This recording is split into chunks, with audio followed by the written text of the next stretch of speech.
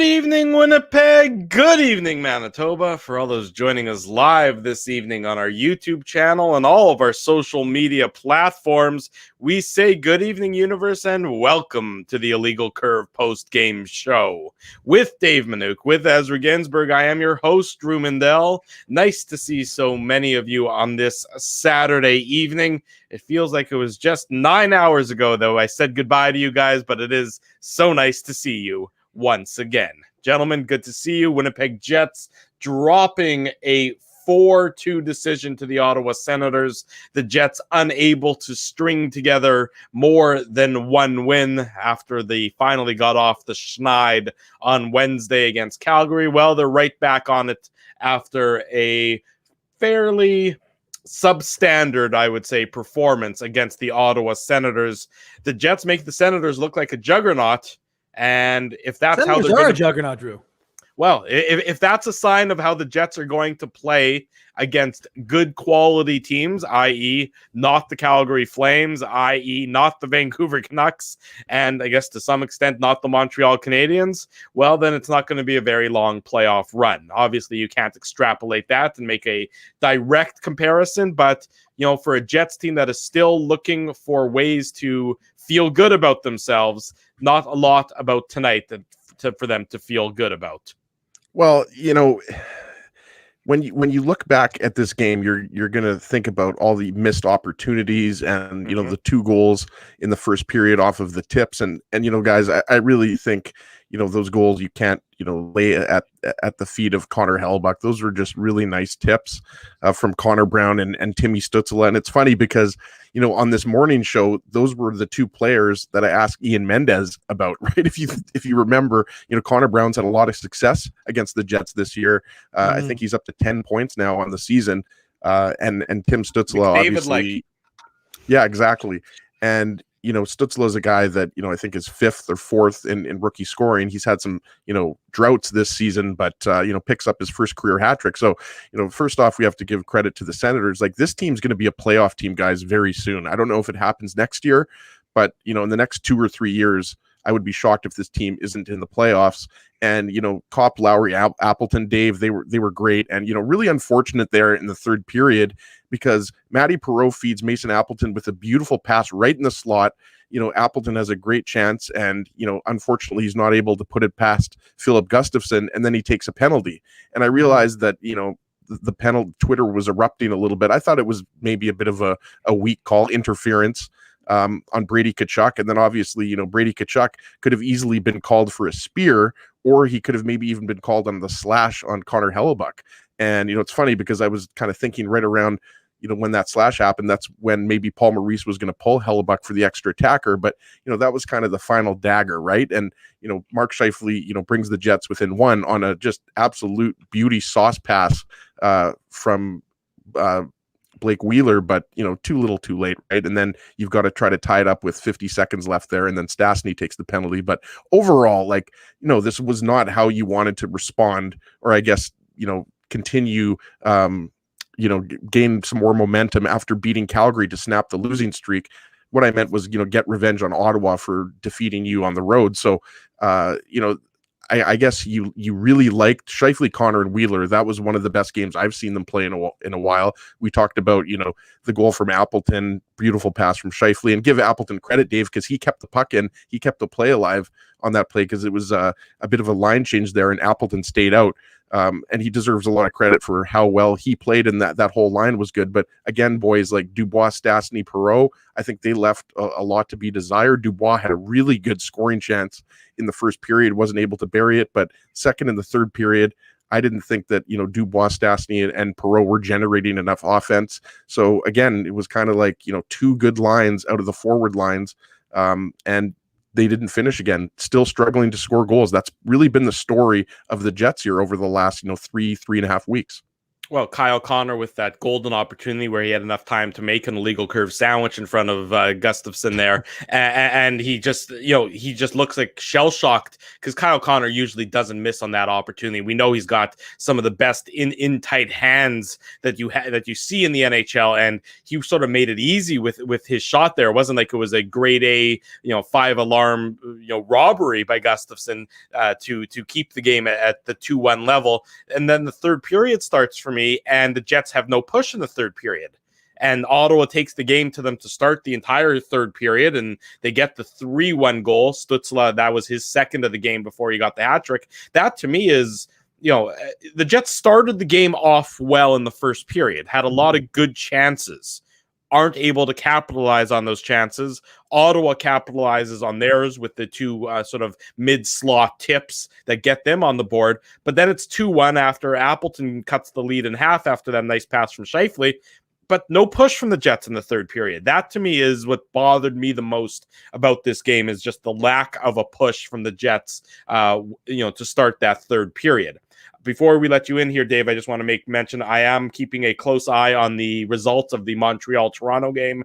There are under 30 seconds to play there. The Leafs still holding on to the 3-2 lead. We'll keep you up to date on that, and when that game goes final, we'll let you know immediately here on the post-game show. Sorry, Dave, go ahead.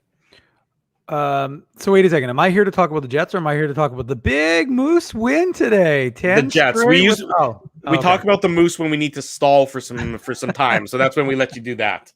Okay, fair enough. So no Moose talk right now. Yeah.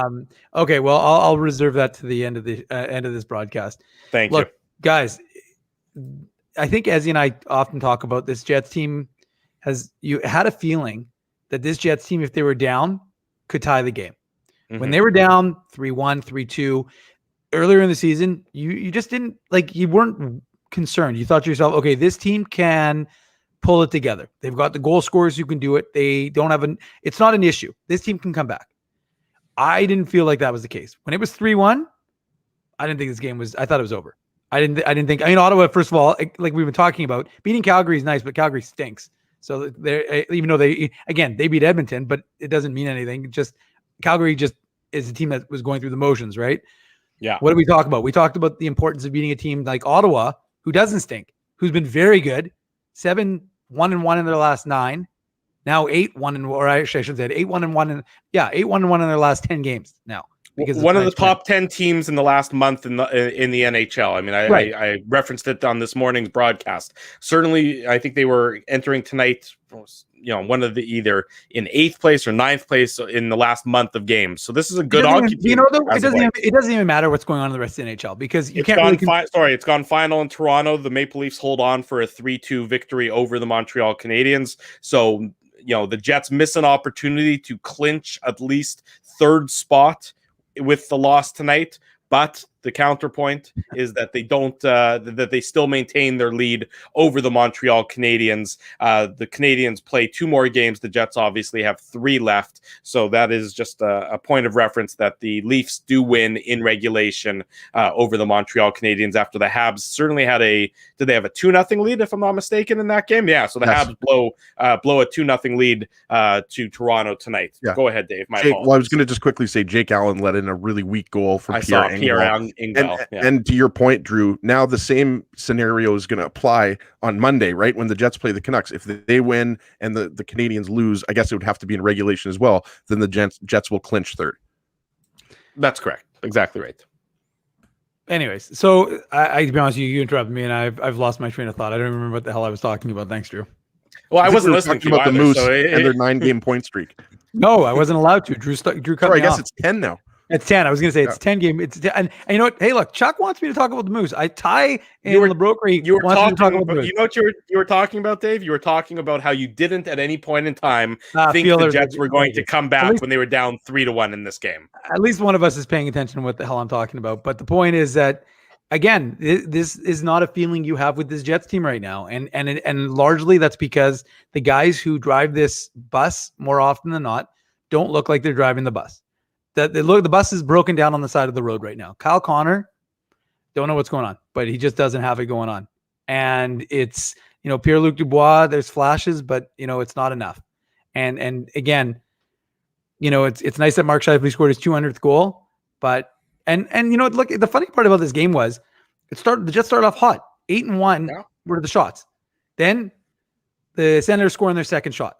Then the Senators scoring their third shot, and really that third shot was kind of a Connor Hellebuyck giveaway. I mean, again, it was a great tip, but he gave away the puck behind the net again. And it's funny. I thought maybe you want to say year and a half ago, I thought Connor Hellebuyck was handling the puck better. But I think the Jets' best bet is for Connor Hellebuyck to never play the puck again because he just gave it away. I mean, it was support just there though, Dave. Like I agree. Where's the winger there?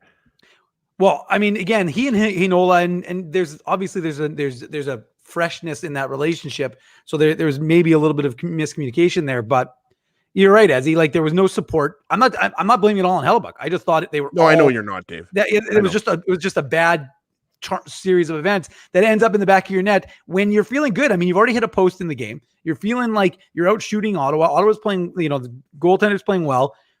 But, again, this is a Jets team that needs a break because the Senators are great. Like they've been playing really good hockey. Not great, but you know what I mean? They've been playing excellent hockey. They've been playing better hockey than the Jets.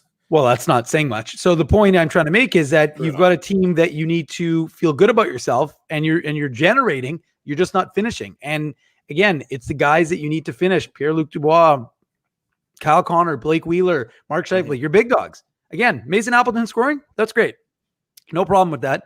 His 10th goal, it was funny because we talked about it with Mike McIntyre today on the show about how he, ever since Jason Bell wrote that story, which if you think about it, Jason Bell came on our show right after he wrote that story about Mason Appleton, and then he didn't score a goal since then, which was, what was it, Ezzy, like 19 games or something like that? It was a long first goal in 18 games. Yeah. Yeah. So it was a long stretch for Mason Appleton. But look, at the end of the day, you need your big dogs have to be your big dogs, and they're the ones who have to get it done, and they're the ones who get paid the big bucks to get it done. And if you can't score in this league, and look, we know as the playoffs get closer, the games get tighter and goals are more difficult to come by.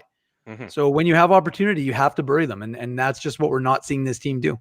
Well, and to your point there, Dave, about, have opportunity, you need to bury them, because the Jets are not a team that grinds out multiple opportunities over the course of a game. They're not a team that, is going to hack and bang and get the puck in that way. They're a team that, scores in transition. They're a quick strike offense. They're an opportunistic offense. So when you have, and they're designed to not get that many opportunities a game. That's why they're always sort of, losing on the Corsi spreadsheet and losing on the 5-on-5 battle, and their expected goals are so much lower is because they are more of a quick strike offense. But when you're a quick strike offense and you're not striking, well, then you're not really even having an offense is really what it boils down to, because you just don't have you're not designed to score by, mucking it up and getting ugly, dirty, sort of garbagey goals where it's just 5 men into the front of the net and you're hacking away at it. That's not how the Jets are built. And so when you're not scoring, when Kyle Connor has that golden opportunity, and Kyle Connor right now, is you can see, is just he has no confidence whatsoever really in any aspect of his game, because Kyle Connor's game is built in the offensive zone. I don't know what it takes to get that monkey off of him, but that when he scores again, and he's going to score again, and maybe the Vancouver Canucks are the solution to that, then he's going to feel this weight off his shoulders. But right now, this Jets team, just when you can't strike, if you're built as a quick strike team and you can't strike, then really what are you? Yeah, absolutely. And Dave mentioned the turnover from Connor Hellebuyck, if you want to call it that, because that's essentially what it was. I mean, rims the puck around the boards and it goes right to Artem Zub. And it goes back to what was happening on that 7-game losing streak, boys. Like, it was every time that the Jets made a mistake, it seemed like the opposing team was always capitalizing, right? Because we know they were struggling to score goals, and that's the difference in these games. This was a 1-goal game in the third period. And, you go back to the third goal that Timmy Stützle scores there. And again, we don't want to single out one or two players, but, to me, it was every player on the ice just, didn't make the right decision, right? Like Derek Forbort, he's being pressured a little bit, but it's not what you would call, heavy pressure. Sends the puck up to Trevor Lewis along the boards. Trevor Lewis mishandles it. I forget which defenseman it goes to, and that defenseman got it to Tim Stützle in the point. Pardon me, was it Tim Stützle? I forget who originally got the puck in the slot there, and then just made the cross ice pass. It wasn't Stützle because Stützle scored the goal, guys. But I'm forgetting here who assisted on the goal. But Keep going. But It was Brown. Sorry, Connor Brown. Brown. Yeah, so it was Connor Brown, and I was forgetting the defenseman. I'm not analyzing this goal too well, boys, but the point is that it was just, it was a turnover, I don't know if you'd call it miscommunication. It just wasn't a very good, attempt to get out of the zone in combination with Derek Forbort and Trevor Lewis. And then, Tucker Poolman, just instead of maybe trying to, go, take a little bit more time and space away from Stützle, he kind of goes on his stomach and tries to intercept the pass. So, it was, that goal to me is emblematic of what has gone wrong, in these last, I guess, let's say 9 games here. The Jets only getting 1 win. They just seem to be exposed a lot when they make those turnovers. So yes, they are still struggling to score goals. And I agree with you guys. Like Kyle Connor, it does not look like the same Connor that we saw through the first 43, 44, 45 games of the season. But he'll eventually snap out of it. It's just a matter of time. But I did like what that we line haven't seen was Kyle doing. Connor struggle like this since he got. Remember, when he came up with the Jets, and then he got sent back to the Moose for a few games. That was his rookie season. Or His was that rookie his season. Yeah, like years ago at this point in time. He hasn't looked this pedestrian since then. And that was a player. Remember, he went down to the Moose for a handful of games. No, he went back. He went for the whole season. What are you talking about? Oh, you're talking about you're talking about his next year. The next year. Remember, he played 5 games for the Moose and he scored, I think, 3 goals, 2 assists. Right. He went down there, said, "Okay, I'm too good for this league." It was the first 5. It was the first 5 games of his season. Right, and never looked back since then. No. You have it, but now this is a player who's he's just in shambles right now. And I don't, when you're a young player, and he's still in my books, I'll call him a young player, and you go through, an offensive. Well, Drew, we're like really that, old, so most of the players are young compared to everybody's us. young compared to me, yeah. But when you're going through a struggle like that, really your first serious prolonged struggle when goal scoring has been almost easy for you in this league up to this point, it must be very difficult to get out of it. That's no excuse. I'm not excusing him. He makes a shit ton of money so that he doesn't get that excuse to fall back on. But the Jets just as a whole are a team that is bereft of anything offensive right now. They're bereft of any offensive. There's a lot offensive, but not in terms of ability to score. They have no ideas seemingly how to get out of it. Mm-hmm. And that's the difficulty. It's yes, they played okay in their own zone, and I think their defensive approach to the game was probably appropriate for them. Mm-hmm. But if your defensive approach is that, and you have absolutely nothing on the offensive side, somewhere there has to be a balance between the two, because if you can't score, Connor Hellebuyck can be, as amazing a player as he can be, and we know that is quite a good hockey player, quite a good goaltender. It's mm-hmm. just not possible to rely on him if they're only going to score a goal a game. No, absolutely. And, another thing, that we talked about quite a bit on that 7-game losing streak was, at times the power play opportunities the Jets have in the first period. They had some good looks and all of that. Like we mentioned, the Morrissey, rings it off the plumbing there, guys. And, that's one thing that I've really liked Morrissey's game. And I realize that, he's been criticized quite a bit this year, but I like how he seems to be making a more concerted effort to put more pucks on the net. And I realize that, pucks on net is the most cliche thing in hockey, but it's true. Like you can tell, that he's trying to, add a little bit of an offensive, not an offensive element to his game. He's already got that. But what I mean is he's putting more shots on net. You can tell, that's something for him that he's trying to do. And it's not just on the power play. And, we can talk all we want about how Nikolai Ehlers is missed in the lineup. But I mean, the power play, you could see they were moving that puck around. And I thought, Blake Wheeler, I thought he was moving, like you could see him, Dave, like he was moving behind the net, and you could see Connor there was good movement. Like they were moving the puck. It wasn't like, the last game against Ottawa, right? I talked about that on this morning show when they had 6 power play opportunities, and several of those power play opportunities it was painful to watch. Like it was such a predictable power play. So I think they have made some adjustments to the power play, but it's the same old story. You didn't get the results, right? So if the Jets end up getting, a power play goal in that first period, I really do think you build off that a little bit more, and this game could have gone the other way.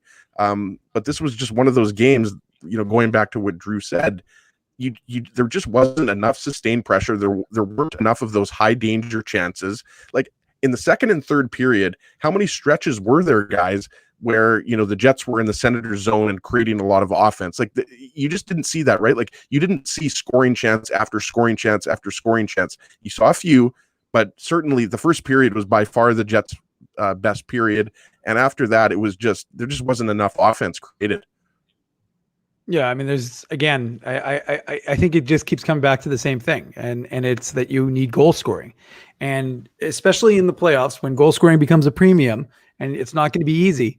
It's going to be even more difficult when your guys just aren't getting it done, and again, you're not getting it done against premier goaltending, and just to quickly reference back to the Moose game today, the Moose were facing Frederik Andersen. They scored 5 goals against, 4 goals plus 2 in the shootout, Cole Perfetti and David Gustafsson.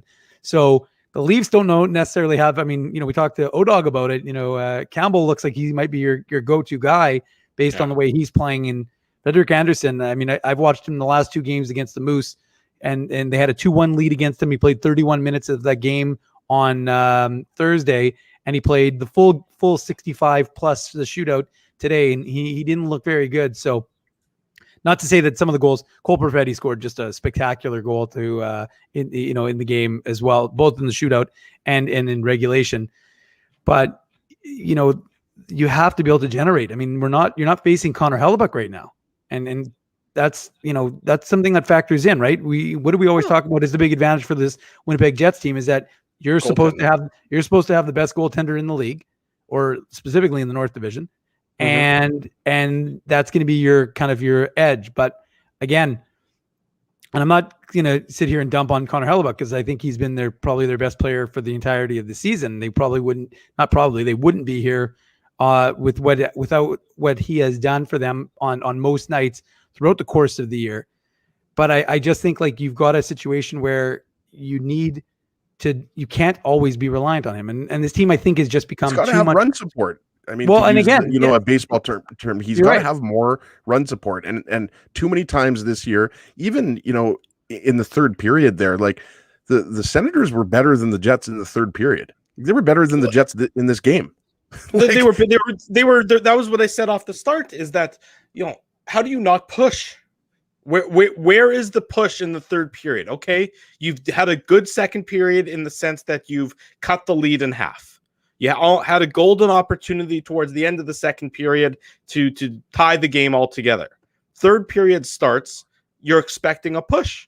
There was no push from the Jets until Scheifele's goal with 56 seconds to play. Right. That's far too little, far too late. That is to me what you have to go back to the dressing room and say, look, the players need to look at themselves in the mirror and say, why emotionally aren't we in the game? Okay, so let me just quickly segue because our boy Murata Test just wrote to quote what Paul Maurice just said. The hard work was there, but the emotion was hard to find. Regardless.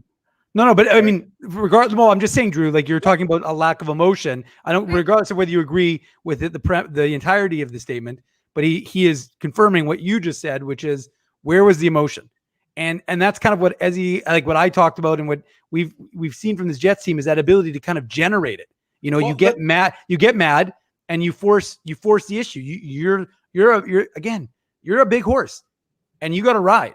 And so whether you're down by a goal or down by 2 or down by 3, this Jets team consistently, even if they put themselves into a deficit, found a way out of it. And the team right now, this team for the last 3 weeks, doesn't look like they could. They just don't. And again, like I said. That's why we've watched games together at Bell MTS Place for 10 years now, and oftentimes, like even when the Jets have been down, Ezzy and I will look at each other, usually beside each other, so now socially distanced, and we'd say, well, sure, but this team is going to come back because they have X, Y, and Z that's going to factor in. Because they were giving you reasons that they were going to come back, right? Like the way that they were playing they were getting opportunities, and you knew it was just a matter of time. And I mentioned earlier, like Scheifele, Connor Wheeler. I realized that Connor again doesn't score a goal, but Scheifele, Connor Wheeler, I thought looked faster. And Copp, Lowry, Appleton. I mean, they were doing what you, especially earlier in the game. They were engaged physically. They were making plays. Like Copp had a good game. He, we talked about Appleton. Scores the goal earlier in the game and had a really good chance in the third period. But that was kind of it, right? Like you didn't get a lot from the fourth line. You didn't get a lot from the second line, aside from that good chance for Dubois in the first period. But in terms of the emotion that you mentioned, Drew, like, yes, the Jets have already clinched a playoff spot, but there was something to play for here. You're trying to clinch third place, and that's significant, right? Well, and we can talk all day about, if the Jets match up better against the Leafs than the Oilers. And I don't know about that, because I think, the Leafs are a pretty good team, especially, with some of the additions they made prior to the trade deadline. But you still want to clinch third. I mean, you're not going to just say, okay, well, we made the playoffs, so it doesn't really matter if we win this game. That these guys wanted to win this game, and they're keeping an eye on the Leafs-Canadiens game, and they're happy that the Leafs won because they don't want the Canadiens to pass them. So there was something to play for in this game.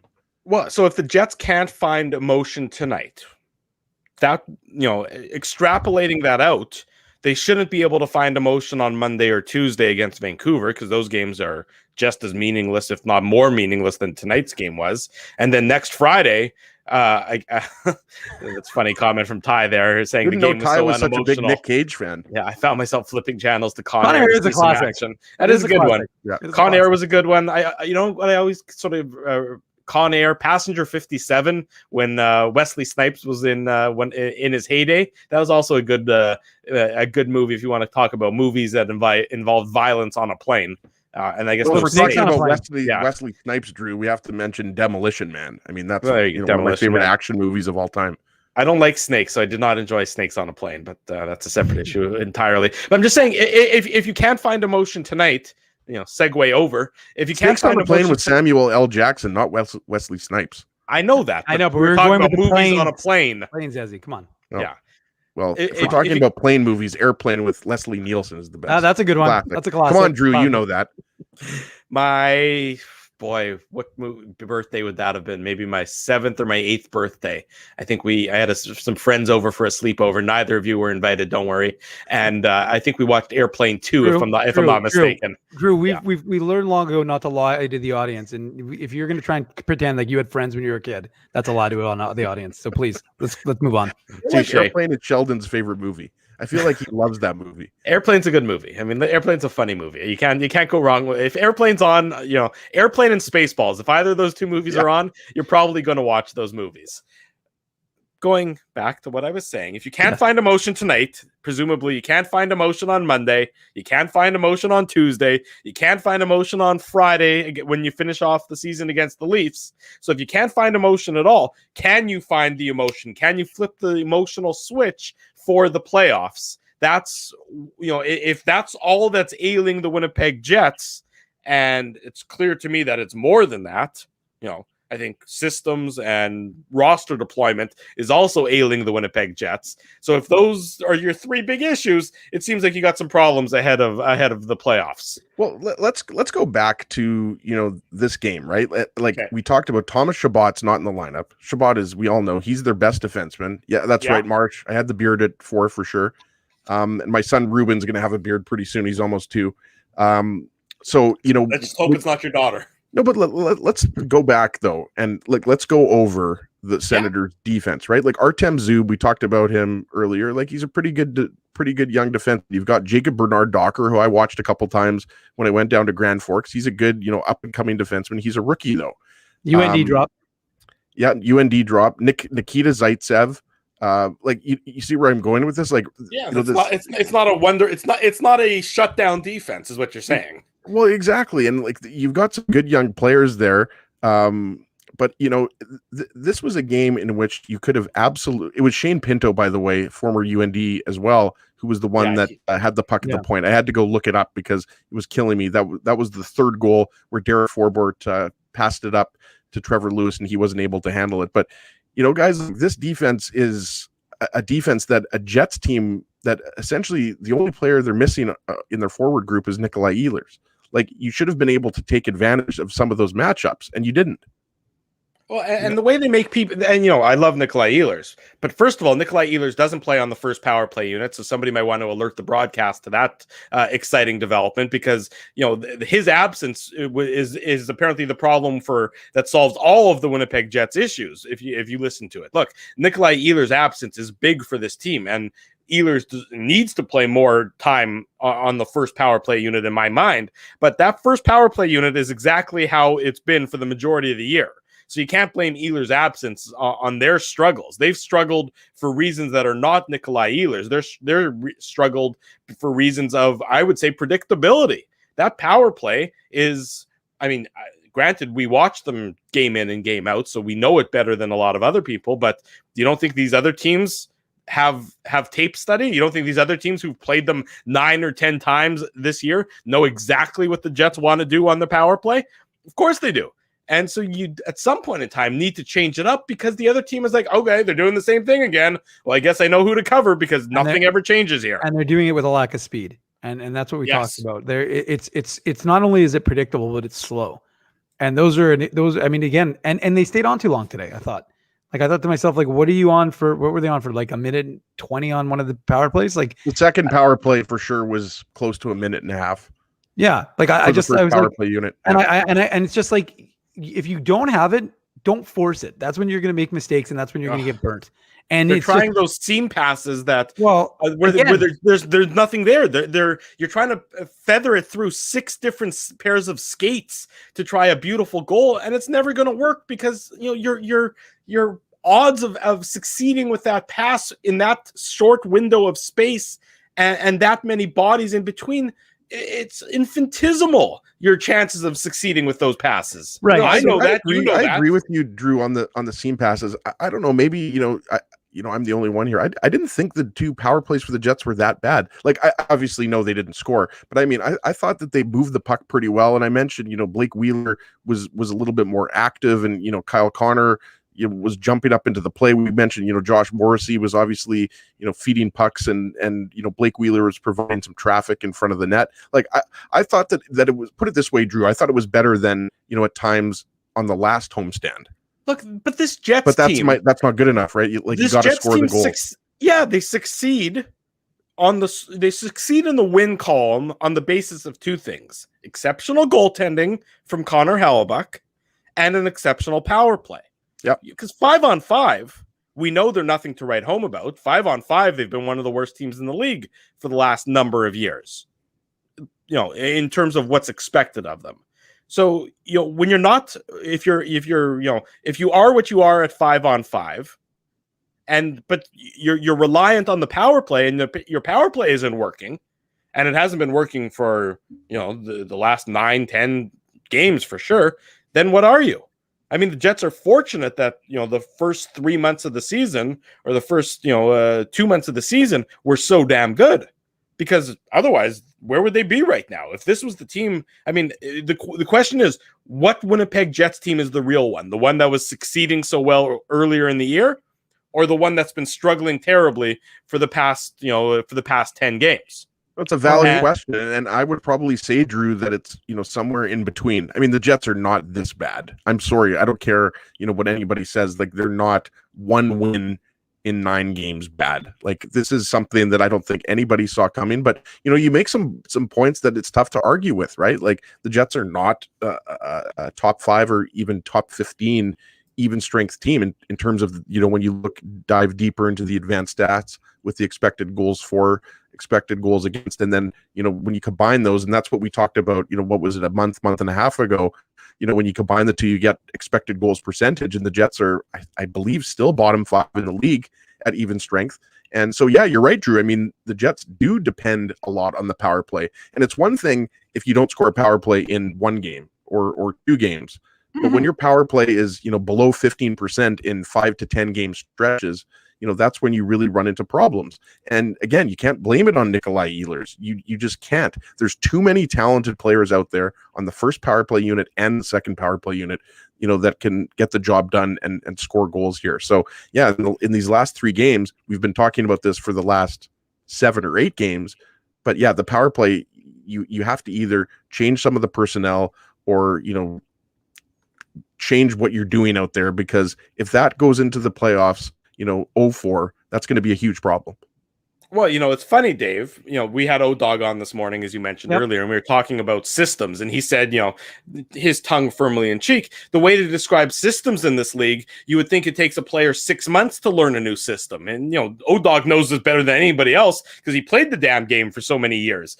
So if you're the Winnipeg Jets and your power play is clearly predictable, you can relatively easily institute a new power play, at least a new wrinkle to your power play. But I see nothing of any ingenuity occurring with regard to this Winnipeg Jets power play during their struggles. They just go out there and they do the same thing over and over again, and they wonder why it doesn't succeed. Well, it's not succeeding right now for 2 reasons. One, as you mentioned, Dave, they're doing it slowly, and slow is death when it comes to a power play. Mm-hmm. And 2, it's predictable. Every other opponent knows what you're trying to do. So, I mean, I don't know if it's a lack of practice time, although to me that excuse is ringing a little bit false in my head, because they have had a little bit to all teams, right?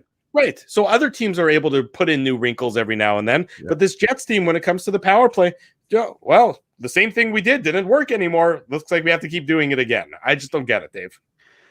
Well, I'll give you my thought in 1 second, but I'm first going to tell everybody to smash that like button. We appreciate everybody joining us in the chat, but we want everyone smashing that like button, making sure you're subscribing to the Illegal Curve Hockey Show on YouTube.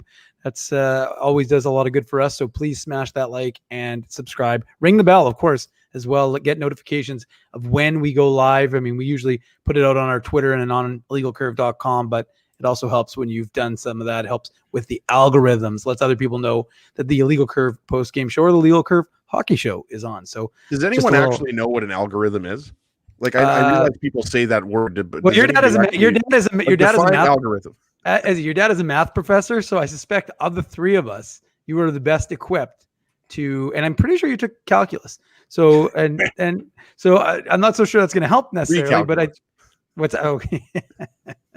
Anyways, I did take linear algebra in university, but there's 0% chance I remember any of that. I'm curious as to what the decision making was that you took linear algebra. Definitely was thinking he was going to go into like the economics program at the U of M. He went to U of W, Dave. I know, but I mean, like you needed linear to be able to go into like the business program at Asper. Guys, we're talking about how many years ago is that? We're talking about 20 years ago. You were drunk when you made that decision, didn't we? Oh, yeah, absolutely. Yeah, I was heavily intoxicated. I just came from the Pemby. Shout out to the Pemby. Anyways, no, I mean, look, let's just get back to the Jets talk now. But guys, I don't have the answer. I wish I did, but I don't. Like, I mean, again, this seems to be. I think I agree with Ez though. What his assessment? Like, this team isn't as bad as we're seeing. I mean, there's just too much talent on this team that is just not succeeding. Right. That's a funny comment from Jeff Bose. Algorithm is a computer program to keep you watching Jets. Where is that? There it is. Anyways, so I don't think they're this bad, but I also think that Connor Hellebuyck covered a boatload of warts for this Jets team that when we saw them get just destroyed in so many different categories and yet still win the game, it was because the point as he made earlier, they were getting the scoring from guys like Kyle Connor, Mark Scheifele, Blake Wheeler, go through the list of guys, and Nikolai Ehlers. And so there you had the goal scoring, and then you had Connor Hellebuyck who shut the door on anything else. Well, if you have Connor Hellebuyck give up, like I said, 2 goals in the first 3 shots of the game, and I'm not putting it all on Connor Hellebuyck because, guys, the defense hasn't been good.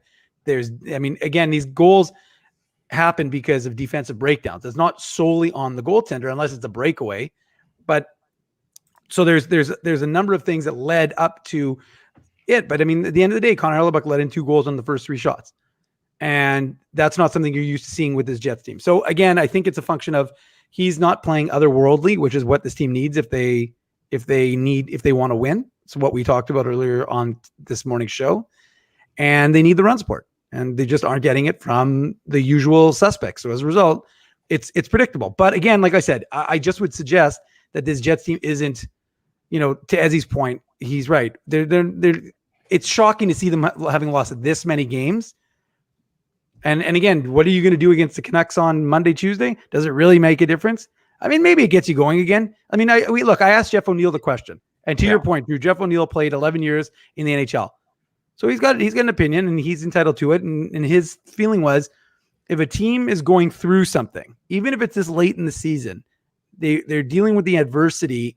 Can they harness that? Can they turn it into something? And I think that goes back to what you were just talking about, was that idea of emotion. Can the team show that level of emotion, desperation, not like desperation, we're grasping our sticks too tight and you're afraid, you're not playing scared hockey, but can you use that, harness that? And again, I just don't think we're seeing it. Maybe we see it Monday, maybe we see it Tuesday, maybe that gets the team rolling, but you have to do something because this right now, I don't care that Nikolai Ehlers is going to be, like, don't get me wrong, I think Nikolai Ehlers is an X factor. And as he's talked about it, he's the most talented player probably on this team, and he'll help them, no question about it. But he's not gonna be able to score 3-4 goals a game, outscore their problems. So the reality is, you need to see. And look, he's not going to be back until the playoffs. So what are you going to do for the next 3 games? I think Dave, you got to get Logan Stanley back in the lineup. That's a start. And Neil Pionk, obviously, we don't know yet if he's going to be playing on Monday. But I don't know what you guys think, but I think I'd like to see Stanley. We haven't really talked about Billy Heinola. I think he overall had a pretty solid game. Like, he's certainly not the problem on that back end. I mean, if former Pullman guys, it's at this point in time for Derek Forbort, he was so good for the Jets earlier in the year. Looks tired. He just looks tired, and it's coaching malpractice at this point to play him for the next 3 games when that's a guy who, more than I think anybody on that Jets team right now, could benefit from a break. Yeah. He could benefit from a week off that ends up being 10 to 12 days off by the time they start the playoffs. If you want Forbort to be in your lineup come playoff time, you have to rest him Monday and Tuesday at the very least. You have to give him almost an entire week off. Just because the guy can't move out there anymore, he looks like his legs weigh about 1,000 pounds. And if I can see it, and if you can see it, and if Ezzy can see it, and if everybody else in our chat room can see it, and if the games don't really matter, and Derek Forbort being out of your lineup right now, if he's out of your lineup, is addition by subtraction, because at least you're putting a body in there who's got some jump and who's got some skating ability, who's got some energy, then that's only going to benefit the Winnipeg Jets. I mean, Derek Forbort right now is just, I don't blame him. He's given it his all for his team, and he had a good year for the Jets. Yeah, he's been a top 4 defenseman. He's been paired up with Pionk for the majority of the season. We're not singling him out here in terms of his play this year. We're just singling him out in terms of how he's played over the last few weeks. And Logan Stanley, his last game, I believe, was against Ottawa. On the road, and I think on Monday that would have been 6 or 7 days since his last game. So I think you'd probably want to get Stanley in at least one of these games here, and then I agree with you, Drew, and I think that could probably apply. Morrissey, Heinola, Stanley on your left side for Monday, Tuesday. You can't tell me that Stanley and Heinola and Morrissey on your left side can't handle the juggernaut Vancouver Canucks. Because if the Jets should win both of those games just based on the fact that the Canucks are awful. Simple. They need to win those games. They've needed to win so many games. And Dave mentions emotion. I agree. The Jets didn't look like a team that was trying to do everything they could to win that game. And, it was kind of lackluster at times, even though the first period we talked about, I mean, the Jets just completely dominated the Senators. But again, you were down, you were losing the game, right? So you didn't have the results to show for it. But yeah, it's tough to get up for the Vancouver Canucks when the Vancouver Canucks have been eliminated from the playoffs essentially for the last 2 months. But it would be very embarrassing if you lose even one of those 2 games just because of where we are in the season. You almost need to win handily against Vancouver like you did against Calgary to feel good about yourself. Eking out a victory against Vancouver is not going to be sufficient for this team that struggled, because the wins themselves I mean, matter.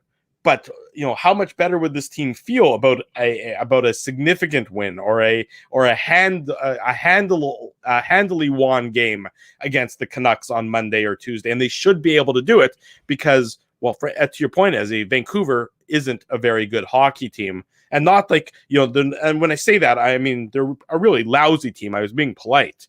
I mean, Vancouver's got nothing to play for. They've been playing out the stretch. They've been riddled with COVID, for Pete's sake. You're the Jets. You're struggling. You got the playoffs ahead of you. This is the time where you want to make a statement on Monday and Tuesday against the Canucks. The statement being, hey, we're better than you guys are, and we're going to impose our will upon you. Dave? And Drew, you talked. I was going to just quickly say here, Drew, you mentioned earlier, the lack of practice time, and the Jets aren't going to blame that because all teams are dealing with that. But if you think about it, like these games against Vancouver are essentially practices, right? So that's even more reason why you want to get the power play going. And yes, it's not just about, getting wins here in your last 3 games. It's the process. It's, how you're playing and what you can carry into the playoffs. It's like Dave said, like, regardless if you win all 3 of these games or you win none of them or 1 or 2, I mean, are you going to be able to flip that switch? Are you going to be able to elevate your game?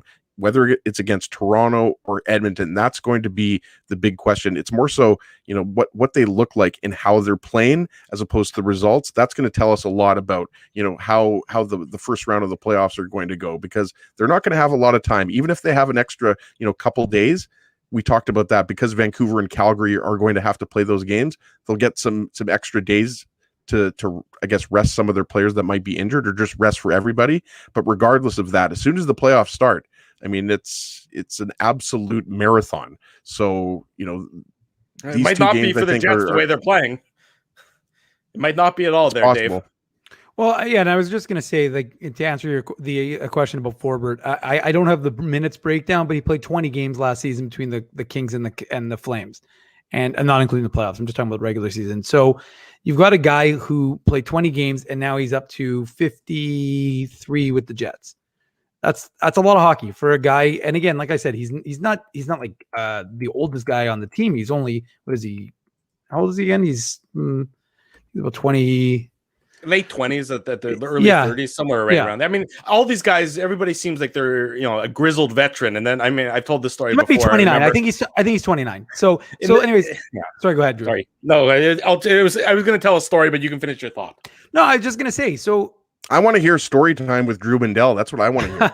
I'll tell you after. I think what it comes down to, guys, is that you've Paul Maurice. I know that he wants what he has. Like, he was asked about it today in his availability. Do you have your lineup set? And he essentially said, "Yeah, I do." It's Perreault goes down and takes Harkins out, and Nikolai Ehlers goes into the pro spot, and that's essentially his forward group. Okay, right. So he knows his lines.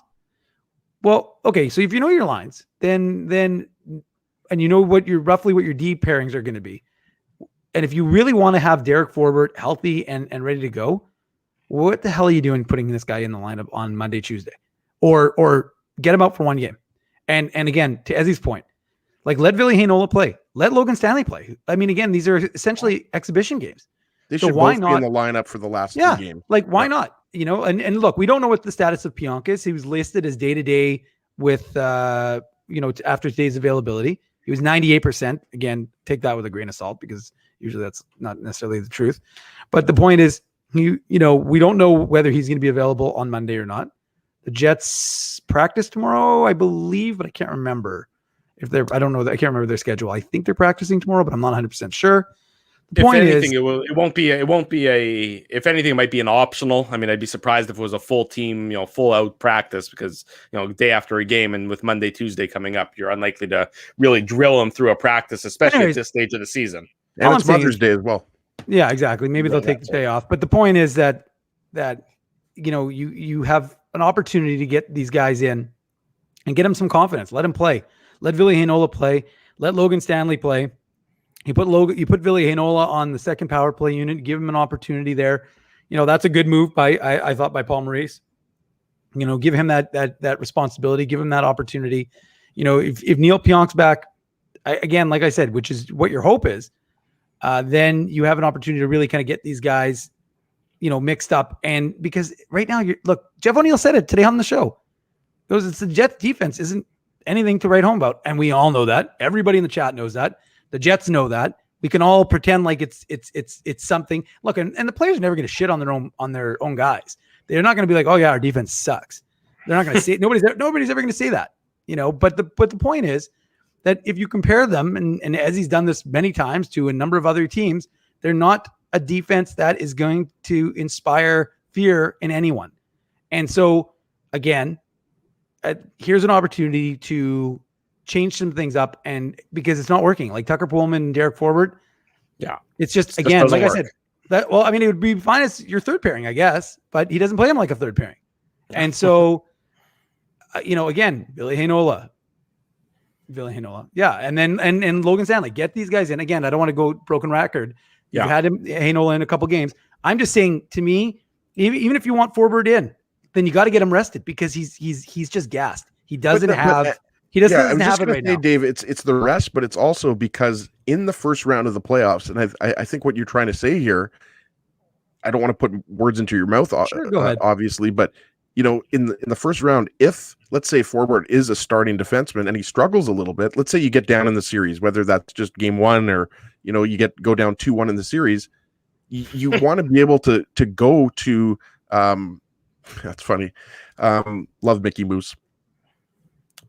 But when you're talking about, a switch in series, right, Dave? You want to know exactly, and the Jets know what Ville Heinola can do. They've seen enough of Logan Stanley, even though it's the rookie season for these guys.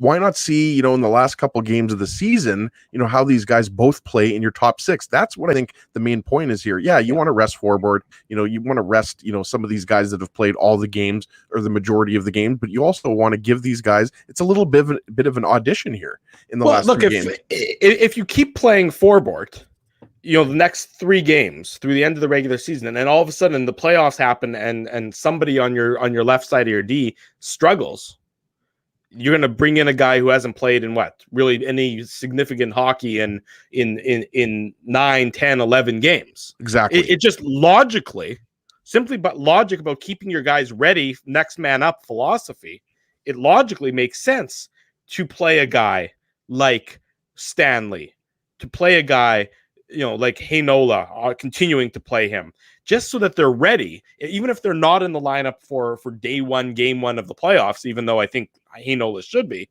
If you're not, at least you got a guy who's ready, who's played games recently, who played well for you theoretically, and is champing at the bit and ready to go, and is a thoroughbred at the starting gate, ready to go, as opposed to a guy who like when they threw Kulikov into the lineup in Game 5 against the Golden Knights, and Kulikov hadn't played a hockey game in 3 months or whatever it was, going back to 2018. That was still one of the most illogical coaching decisions that I've seen in a long time. It went over well with Tobias Enstrom, at least. Yeah, we still haven't seen him. We haven't heard hiding or hair from him since he stormed out of the media day that game after that, and that was the end of Toby Enstrom's time with the Jets organization. Anyways, let's take a quick break. When we come back, we'll get some final thoughts. We'll try and play Paul Maurice if we're able to get his audio in time. If not, you can find it, of course, on our website. Dave, what's the website? IllegalCurve.com, where you can get my post-game recap of the Moose win today in Toronto in the shootout. So I've got you can watch all the highlights of the goals. You can see Cole Perfetti, David Gustafsson, Johnny Kovacevic, lots of Jets draft picks having impact. 10 straight games. I called it the train continues to chug along. There you go. So all the Moose news is on the website. We'll come back with some final thoughts here on the post-game show. Connor McDavid up to 97 points. 97 points for number 97. He's already got a point in the Canucks and the Oilers game that's going on tonight. Man, good luck to anybody trying to shut him down come playoff time, especially this current Winnipeg Jets defense. You're listening, you're watching, you're chatting with the Illegal Curve post-game show. We'll be right back after these messages. Keeping Winnipeg laughing for over 30 years. Rumors, Canada's longest running comedy club, bringing you the biggest laughs from the best comedians on the planet. Jerry Seinfeld, Chris Rock, Jon Stewart, Dennis Miller, Brad Garrett, the greats, and all the up-and-comers too. When was the last time you laughed out loud? Make it a great night out with friends or book your office or birthday party. Even a fundraising event at Rumors. Get all the details and dates on upcoming shows at rumorscomedyclub.com. Hey, Drew. Ezzy, whoa, what a smile! Yeah, I got my crowns done at Linden Market Dental Center, and they whitened my teeth. I see. They're so bright that every time I smile, they go, We have hockey tonight. Do you have a mouth guard to protect those pearly whites? I sure do. Whoa, they even ting through the mouth guard. Linden Market Dental Center covers all your dental needs, from restorative to cosmetic dentistry, and will fit you with a sports guard for that active lifestyle. 877 Waverly. See lindenmarketdental.com. Hi, it's Drew from Illegal Curve here. Selling your home can be stressful, but it wasn't for me. Thanks to my friends at Zappia Group Realty, they made the process so easy. My home sold within 48 hours and with multiple offers. Zappia Group Realty took care of everything with their exquisite customer service and attention to detail. If you want to sell your home for more in less time, get started by talking to Frank and Mauro Zappia of Zappia Group Realty. Online at zappiagroup.com. While you can't always count on your team winning, nor your favorite player scoring, one thing you can always count on is Bernstein's Deli. They've expanded their services because the team at Bernstein's Deli wants to accommodate your needs and keep you safe. Open Tuesday to Saturday from 9 a.m. to 6 p.m. to serve you. Head to your phone, in-store or online to shop for groceries or order meals from the restaurant, like the legendary Illegal Curve sandwich. Just go to bernsteinsdeli.com. So you're a pizza person, you married a wing person, but somehow your kids are salad people. You can't pick your fam, but you can pick your BP meal deal, starting from $18.99 for takeout or delivery at bostonpizza.com. Saturday night, 9:30. Wouldn't spend it with anybody else other than my good friends Dave and Ezra and all you fine people in the chat room. Welcome back to the Illegal Curve post-game show. So nice to see so many of you. So nice to see so many of you that joined us earlier this morning for the Illegal Curve Hockey Show. In case you're looking for a replay of that, it is available on wherever you get your best podcasts. So you can always rate us, review us, subscribe to us via podcast. It's also, of course, on our website, illegalcurve.com. And, of course, on this YouTube page. So if you ever want to go back and watch a replay of what happened this morning, that is the best way that you can go about and do it. The story I was going to tell earlier, Mr. Ginsburg, because I know that you wanted to hear that one, goes back to, I believe, the second Winnipeg Jets season, where I was broadcasting from the Winnipeg Jets draft party, which was held downtown. I'm trying to think, at the Shark Club. So I was broadcasting from there for our former radio station. And TFN 1290. Thank you. That's the former radio station that you're speaking of. And I was broadcasting there, and Mark Stewart was there, and he was the Jets representative on site, signing autographs. Name drop.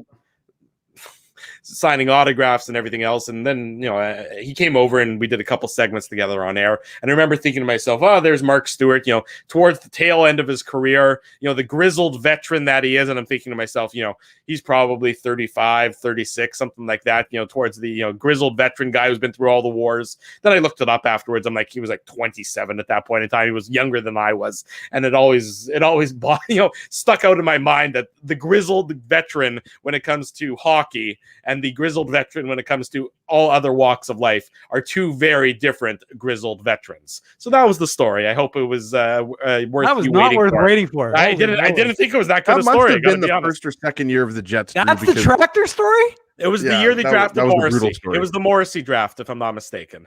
2013?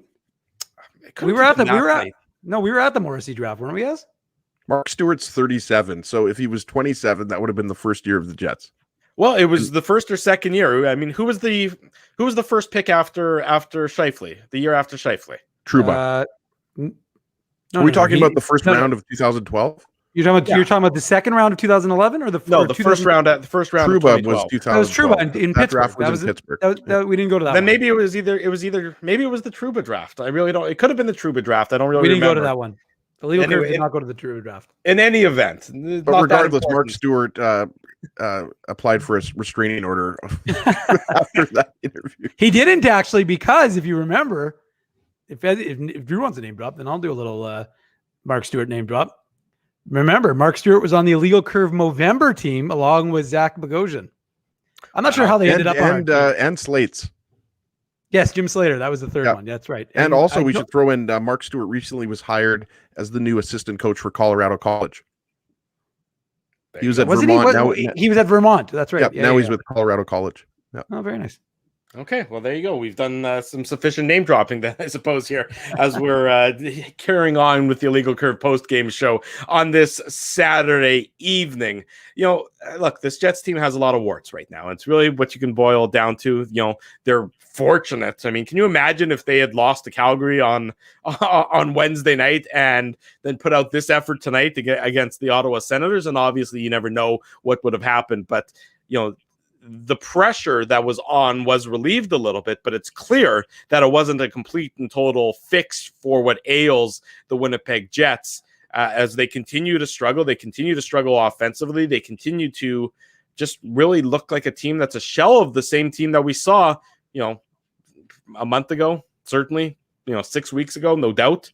And the question is, and boy, it's going to be difficult the way Edmonton's rolling and the way Toronto's rolling to see any of Winnipeg or Montreal put up a fight come the first round of the playoffs.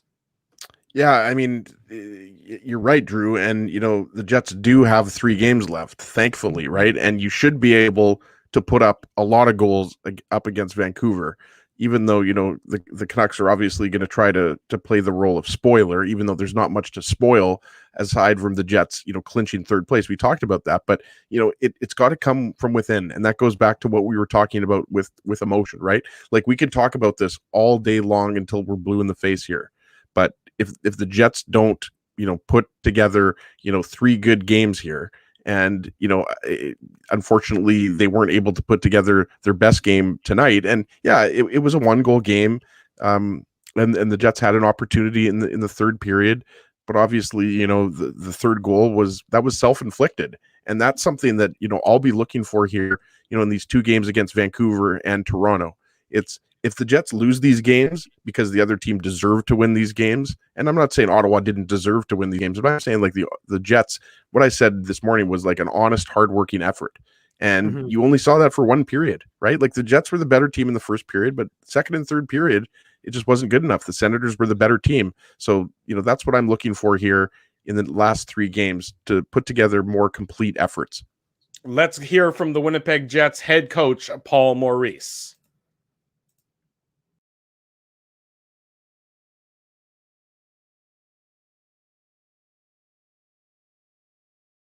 From Sportsnet. Go ahead, Sean. Hi, Paul. Blake had just said, when asked about getting the offense going, had talked about it being a dangerous game, talking about getting the offense going when the focus right now is on building a defensive game. How do you find that balance when it looks like you're not able to get one while focusing on the other at the moment? Well, we got to get that defensive game right. We have absolutely no chance of beating the 2 teams that we'll face. You know, we've working hard on not giving things up off the rush, and we've made a real good improvement in that. I'm not expecting our offensive game to light up and explode. It's just a function of what we got here. So give us our best chance to win. We got world-class goaltending, and we have guys that can skate up front and they can get pucks to the net. And we got to make sure we eliminate what we hand the other team. We'll go next to Scott Billick from the Winnipeg Sun. Go ahead, Scott. Thanks, Gregor. Hey, Paul. Blake referenced a couple times that he liked the effort in the game, called it pretty good. Is pretty good enough at this point? Well, you know, pretty good wasn't tonight. What was lacking in the game, and I understood it, was some emotion. So they worked hard, they worked smart. We didn't, in a lot of ways, didn't cheat the game. We didn't move the puck particularly well. Probably the end zones of the rink where they came up with more pucks in their end than we did in ours, or when we came up with them, we didn't get too many clean outs. That would be the difference in the game. Usually there's a certain physicality that goes to that. And, you know, so we had just come off really emotional game and emotional stretch. And they worked hard in practice yesterday, but it was quiet. I mean, they just worked hard, right? And they kind of came out tonight. We worked hard, but there wasn't a whole lot. That the crowd was really quiet tonight, and I thought that we looked like a team that just broke a 7-game streak and qualified for the playoffs and beat the team that knocked us out of the playoffs last year. And we spent a lot in that game, and there wasn't a whole lot of emotion. And the hard work was there, the effort was there, but the emotion was hard to find. We'll go next to Mike McIntyre from the Winnipeg Free Press. Go ahead, Mike. And so, Paul, just to pick up what you were saying there, I mean, progress isn't always a straight line, right? And so would you look at tonight then not necessarily a step back from your last game in any way, shape, or form? No, and I don't. We're still right where we need to be in terms of most slot shots and what we're giving up on the rush, which is the killer for you in the playoffs. And it's going to be the killer or our chance when we play. We're either getting, I mean, an elite forward unit in Toronto, or we're getting the 2 elite scorers in the world. That's who we're getting. And if you look at the challenges that those teams have posed, it's directly off the rush for the most part. They've been really strong against us, and they're going to get their chances. We just can't have that number get to anything that looked like in our last games against them. So we were better with that. Ottawa's, been a real good rush team against a lot of teams. They stretch. They got lots of skill up front, and they've got lots of now they got puck movers on their back end. So with the emotion of the game, you'd be looking to see a lot more physical game from us against them. So the things that we're asking them to do to be sharp on, we have been. The offensive part of our game is clearly lacking in that, but we're not outscoring these 2 teams and expecting to beat them in a playoff round. We got to get this part right. We'll go next to Ken Weeb from Sportsnet. Go ahead, Weber. Paul, what's going through your mind when Connor Hellebuyck has to be looked at there? And was it just a matter of he jammed his finger between the post? Or? So he got 0 room on that one. If it was anything we were worried about, he'd have been out of the net, even though there was short time on the clock. So, that's the danger playing right now. Every team's, shifts are short, trying to get off the ice. It's part of the game that I think you saw tonight. There wasn't a lot of physicality in that game from either team, and that's the time of year nobody wants to see their number 1 goalie go down. That's for sure. We'll go next to Murat Atesh from The Athletic. Go ahead, Murat. Thanks, Gregor. Hi, Paul. Just following up on the rush chances against. I might not have this right. Maybe some of it came on the power play early, but I feel like you saw Ville Heinola against odd man rushes early and late when you were chasing the game as well. So I'm wondering how you thought he did handling that and the rest of his night. Yeah, he was fine. He's a good young defenseman, and he can move the puck. And I think he was fine in his game tonight. We'll go next to Sean Reynolds from Sportsnet. Go ahead, Sean. Paul, Blake had also said what he thinks it's going to take to get the offense going is maybe some crash the crease, dirty goals. Who are the players you look to do that? Yeah, all of them. I mean, that's where this game is going, right? All of us have seen an awful lot of playoff hockey, and the pucks get put to the net, and the team willing to spend as much time as they can net front and win it, right? It's not just a matter about being there. There's scrums to the puck. We had some chances, not a lot, but some chances to get our puck or stick on the puck around the net, and we got to find a way to get those. But generating, we got the puck from the goal line to the blue line enough times tonight. We got to get that puck from the blue line to the net. We've got it, or like they did, it's shot tip, right? So their 2 goals came from their blue line, putting the puck and finding shot tips, and that's where we've got to find a place to go. Thanks very much, Coach. Okay. Thanks, everybody. There he goes, Winnipeg Jets head coach Paul Maurice, after his media availability earlier this evening following the Jets' defeat to the Ottawa Senators. I gotta give him. I want to roast coach. I want to give him credit for one thing, and I know everybody's upset, but I will give him credit. I did laugh while I was listening to his line about the crowd. I know people are pissed, people aren't happy, but his line about the crowd, I thought him thinking that the crowd was a little quiet tonight. I don't know. I made that joke. Like that one. I did like that one. I thought it was a good insertion of levity. Sorry, was Wednesday's game against the Flames some emotional battle that I missed entirely? No, was there a lot of emotion in Wednesday's game against the Leafs, against the Flames that he's? It was a good team beating a bad team, or it was the yeah, Jets beating a bad team. Yeah, I was like, I wouldn't go to use the word good so quick, but I mean, what do you guys do when they haven't done something, right? You have to create something. You create like when Kevin Cheveldayoff doesn't make a trade, he talks about Ville Heinola. I mean, distraction is what you're saying. Yeah, like don't look over there, look over there. And so this is what Paul Maurice is doing. I mean, he's a veteran coach. He knows he knows how to he has the gift of gab. So he's saying, oh yeah, we had a bit of emotion. And there's, you can always say, oh, well, there's always a letdown first game back from a road trip, even though it wasn't a long road trip. And so it's all the cliches. Whatever. It doesn't really make a difference. If your team isn't better on Monday and isn't better on Tuesday, you know what they need to do though? They need what I think, and again, I've mentioned this before. We know Laurent Brossoit is going to get one of the games against the Canucks, and Connor Hellebuck's going to get one of them. They need to give Connor Hellebuck the complete night off and dress Eric Comrie as their backup. I don't know why you would necessitate him dressing, because it matter. Game doesn't matter. Who cares? Give him the night off. I know he's going to get plenty of rest, but it doesn't even matter. Look, I mean, I could here very easily be convinced of an argument to give Hellebuck Monday, Tuesday off. And let Comrie, go Brossoit, Comrie, and Comrie Brossoit, and then give Hellebuck half of Friday against the Leafs. Mm-hmm. I mean, again, grinding your guys into dust that you've already grinded them pretty hard this year.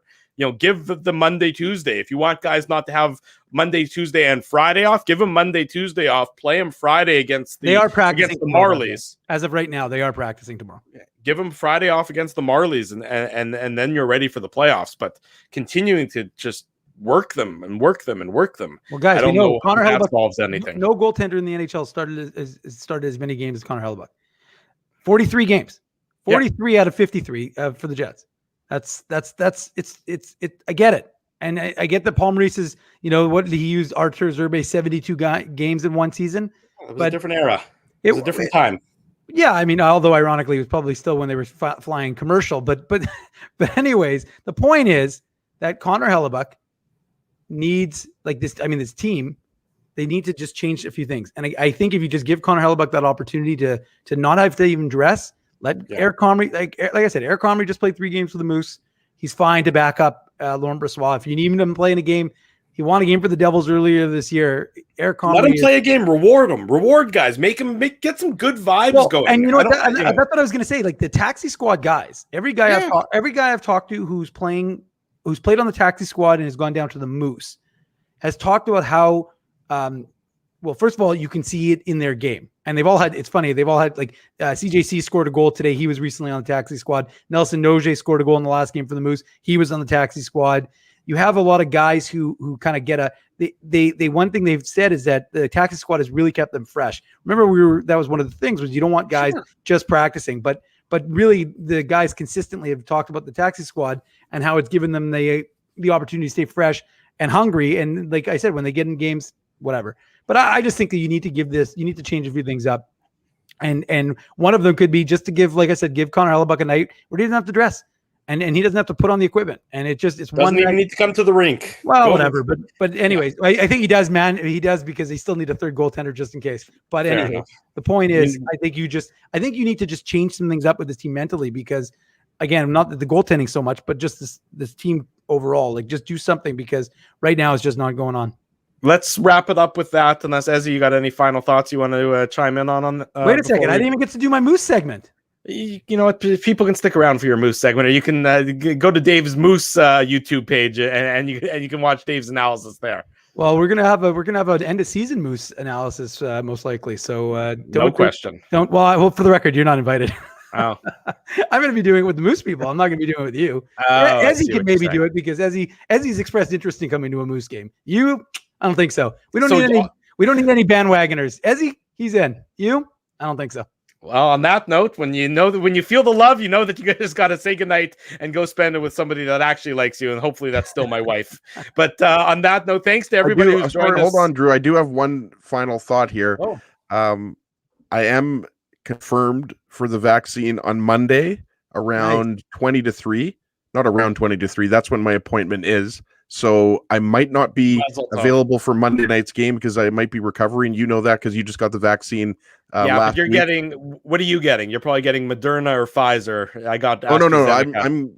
They're putting all of them together for me, Drew. I got Oh. AstraZeneca, Johnson & Johnson.